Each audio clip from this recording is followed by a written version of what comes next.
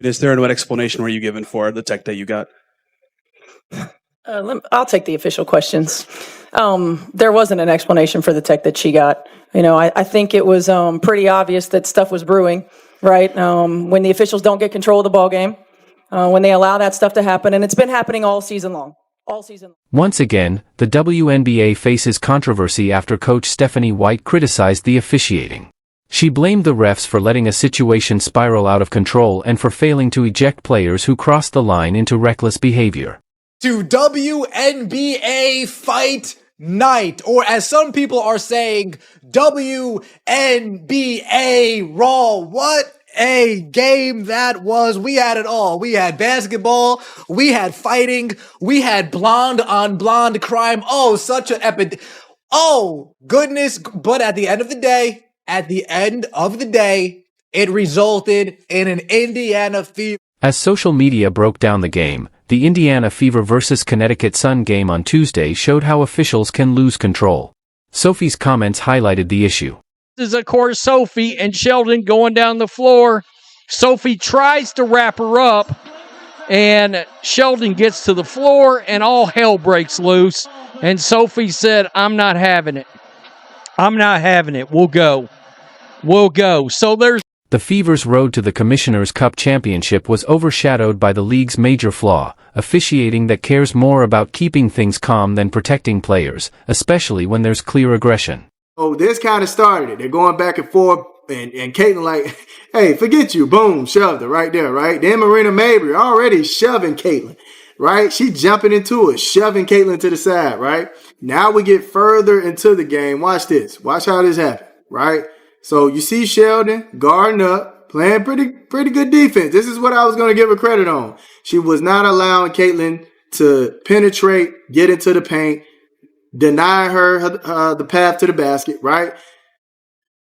Boom, she bumps. Caitlin drives around.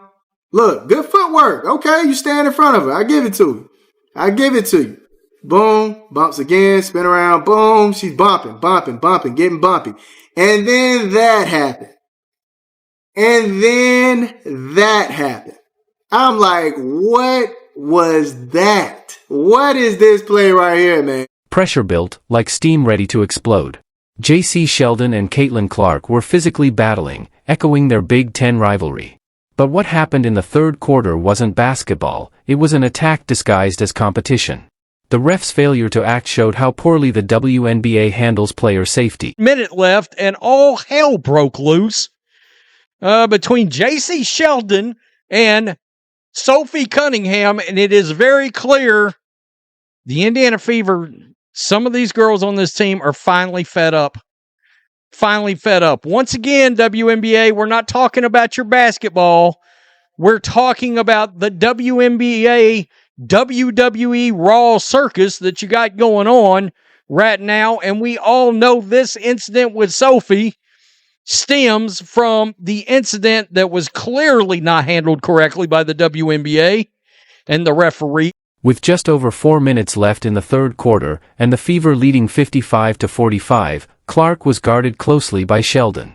What happened next would be remembered, not for good basketball, but for how badly the game was handled. Sheldon poked Clark in the eye, obvious foul, questionable intent. In pain, Clark pushed Sheldon. What is this right here, fam? No way you just reach for Caitlin's eyes like that, her face, whatever the case may be. You reach for her head and you scratch her. What are you reaching for right here? What is that? Did she think she was going to shoot? I don't know, man. That's about the best I can give her. Maybe she thought she was about to pull up and trying to put her hand where the ball might be coming. But fam, you literally slapped her in the face, man. Slapped her right in the eyes, man. Come on, fam. Then Caitlin shoves her, right? Shoves her off of her. Like, get away from me, man. Get away from me. Give me some space. This is where the game should have escalated to ejections. Marina Mabry, with no involvement, body-checked Clark, sending her crashing to the floor. The crowd knew the line had been crossed. But after a long review, the refs came out with a decision that made no sense. Sheldon got a flagrant foul, but Clark, the victim, was penalized for reacting. Body checking Caitlin Clark to the ground. J.C. Sheldon all over her. riding her. Pokes Caitlin Clark in the eye. Oh, man. Caitlin Clark needs to start wearing goggles, folks. Caitlin Clark's going to need to start wearing goggles. Bumps up on Caitlin Clark. Caitlin Clark says, "Get your hands off me." And then here comes Marina Mabrey. Boom! Exploding Caitlin Clark like a safety coming downhill in the NFL. There was no flop there. Marina Mabrey did a straight beeline run to Caitlin Clark and checked her. You got Lexi Hull saying, "JC, what the hell is wrong with you?" This was all game, folks. All game. Caitlin Clark and the Indiana Fever were getting checked. All game, the Indiana Fever were getting punked. All game, the referees let this physical style of basketball. The controversy didn't end there. Maberry, who should have been ejected, only got a technical foul. Despite her brutal check, she stayed in the game. The officials said the contact didn't qualify for a flagrant foul or ejection, showing their failure to protect the players. Cunningham is going back to the locker room, and I'm wondering, I don't know if she just got kicked out, but if they kicked her out and they did not kick Marina Mabrey out, then holy shit, because that's the next thing we got to get to. Mabrey, for that incident, that Kennedy Carter vicious slam to the ground she just had on Caitlin Clark, they did not throw her out of this game. And I called Stephanie White out on social media. I was like, this is the time where you as a coach, you've got to go, and I'm going to go old school, you've got to go full on Bobby Knight, Indiana Hoosiers, showing your ass out there. The press conference should have been about the Fever advancing to the Commissioner's Cup Championship.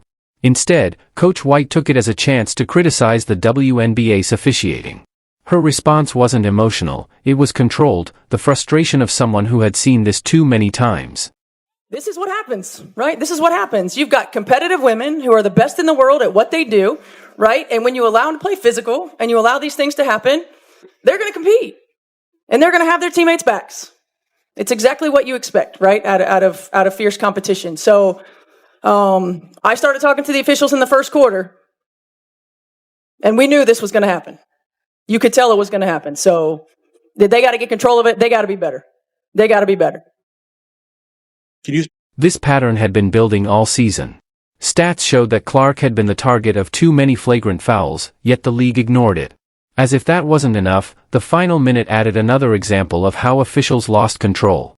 With the Fever comfortably ahead, J.C. Sheldon stole the ball and went for a layup. Sophie Cunningham made a risky move that led to her ejection, exposing more inconsistency in how the refs handled player safety.